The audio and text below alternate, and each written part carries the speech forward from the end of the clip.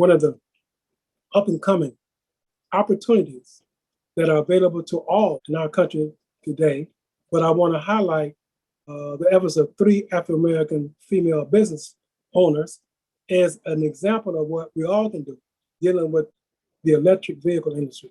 I want to read first a quote from President Biden's plan for infrastructure, that law now that has been passed. And I'm just going to read the part that deals with the electric vehicle infrastructure. And so reading from his plan is to build a national network of electric vehicle chargers along highways and in rural and disadvantaged communities. The largest investment in EV infrastructure in history.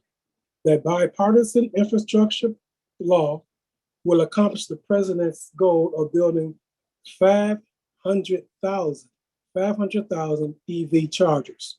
All right, so let me go from that to an article that has been produced by Drive Electric Tennessee. And the article starts with awareness. Enterprising African-American women disrupt the electric vehicle industry.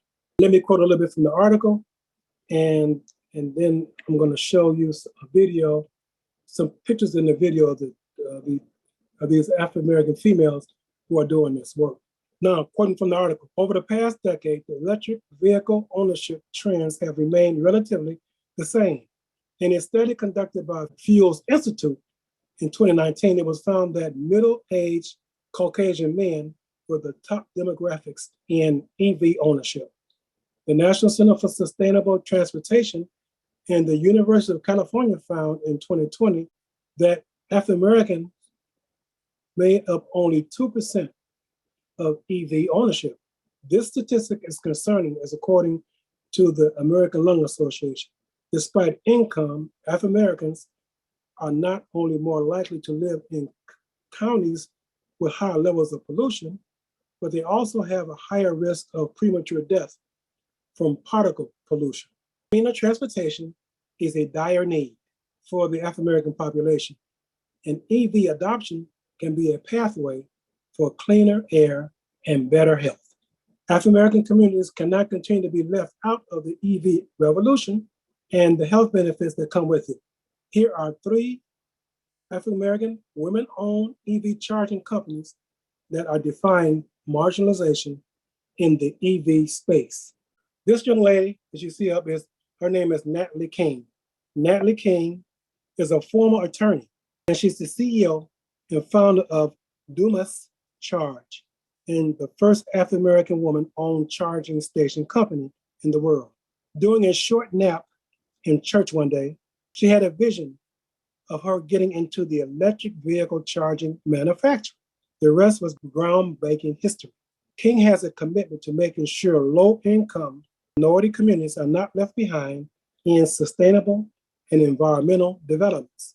She told Forbes in an interview, "I want to make sure communities of color are not marginalized and not left out of this opportunity and the multiple benefits the industry brings." One way King does this is by putting her assembly plant in the city of Detroit. She wants those underserved families to be able to live off this emergence of EV technology and develop the skills to work in the industry as well. Now let me go to these young ladies. They are co-founders for the tech startup Charger Help. Charger Help employs EVSE technicians to conduct maintenance on EV chargers. Terry came up with the idea from her time working with EV Connect, where she noticed the gaps when it came to preventative care and repair services at charging stations. Both Terry and Ellis have a focus on equity when it comes to the EV space. In a LinkedIn post to commemorate the two working together, Terry said, "Just as she believes that we can build a profitable, successful company and treat our frontline workers equitably. 2020 is only the beginning for how we will usher in an equitable green economy for the clean tech industry." The last person I want to highlight is this young lady. This is Cheryl Ponds, Ponds. And I'm going to be going to her Instagram account to show a few of her videos. With Cheryl Pons, she's a University of Tennessee graduate and now Washington resident.